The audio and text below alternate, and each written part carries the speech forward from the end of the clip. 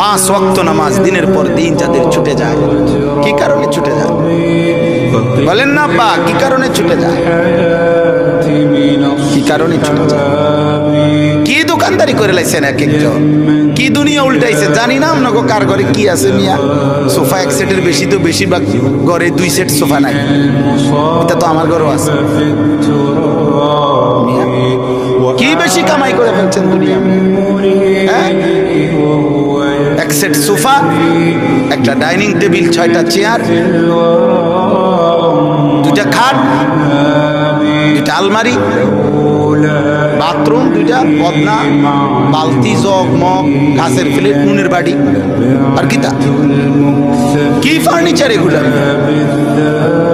এটুকু ফালতু জিনিসের জন্য এত মিথ্যা বললেন, এত টাকা সুদ খান, 30 বছর ধরে সুদের চাকরি করেন, 30 বছর ধরে অবৈধ উপার্জন করেন। আরে হারাম কর, তোর লোভ কোনোদিন শেষ হবে না, খোদার কসম তোর অভাবও কোনোদিন শেষ হবে না।